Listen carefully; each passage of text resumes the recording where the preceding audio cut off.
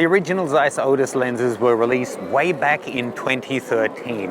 They're big, heavy, really expensive, fully manual focus with a really long focus throw.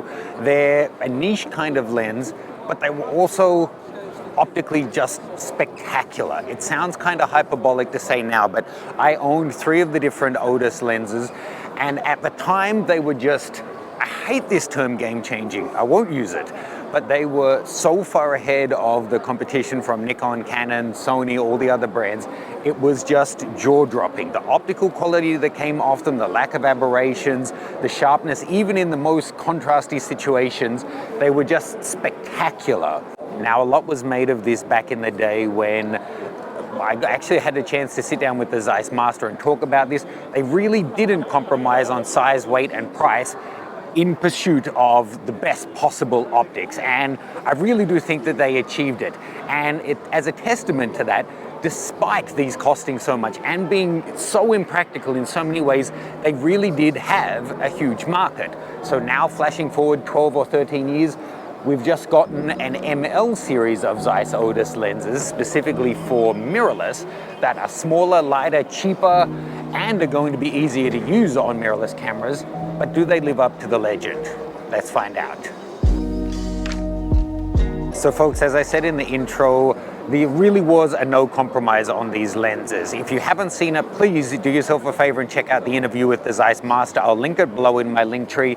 Just an incredible guy to speak with, and hearing the testing these things to go through, it's really no surprise. But you got to keep in mind, now this may be not so huge by 50mm standards, but back in the day a 51.4 was like this big. Remember the era of nifty 50s? It wasn't that long ago. So one other thing to note is that these were actually adopted by a lot of video guys. They would put geared rings on the focus, and then in the video world they weren't that expensive, that big, that heavy, and optically they were still spectacular. So these really did have a big market between wealthy amateurs, professionals shooting non-moving subjects, and then also video guys.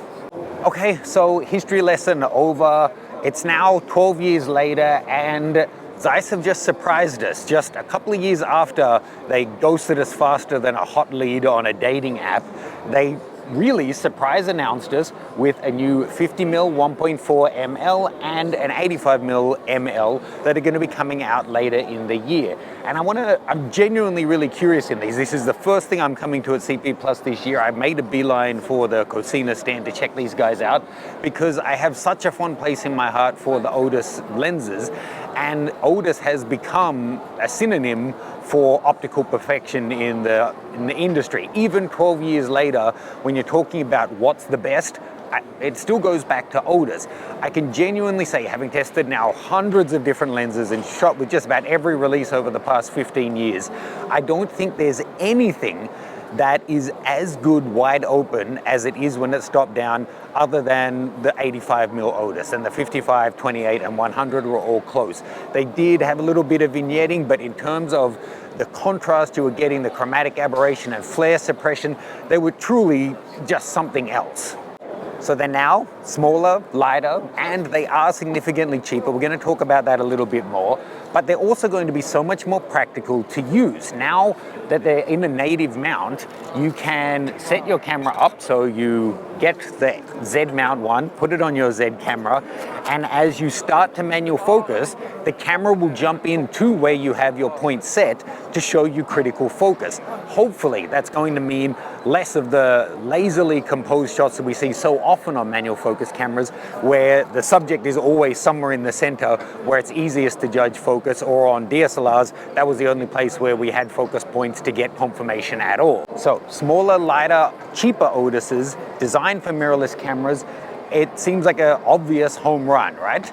I think it could be. It could be a smash hit, or honestly, it could be a massive failure. If they don't live up to the name that they're generated by the original Otuses, then this could actually turn out to be quite disappointing. Just jumping back, as I said, the original lens, where this guy, didn't compromise on size, weight, and cost. You had to compromise on all of those things. And its only goal was to be at the best optical image quality it could be. These guys do compromise on size, weight, and price. There's no question about that. We've gone from an era when the 85 Otus, the original one, for example, came out. It was, I think, $4,500 US. In today's money, that's over $6,000, which put it 4 times the price of the Nikon equivalent, say, and significantly bigger and heavier. Now jumping forward with these ones coming out at a much lower price point, they're not that much more expensive or that much bigger than the Canon and Nikon lenses. But it begs the question. Optical design has come so far in the past few years, or the past decade anyway, that the current line of Nikon, Canon, Sony lenses are so much better than they were in the past. Is it really possible that in 2025, they are still able to stay that far ahead of the competition, despite bringing the price closer, despite making them smaller and lighter? Are they still going to be able to have enough of an edge to justify it? Now, of course, being $2,500 to $3,000 instead of $4,500 to $6,000 is a big plus. But you still have to get over the manual focus hurdle. To get this into any kind of a mass market, people have to see, okay, this has a downside, I have to manual focus it, it's going to limit what I can shoot with it. But with this, the obvious one was, but it's more expensive, but it's worth it because it's just so damn good. Are these going to be able to live up to that?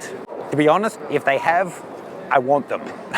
I am nostalgic. I had the original ones. I love them.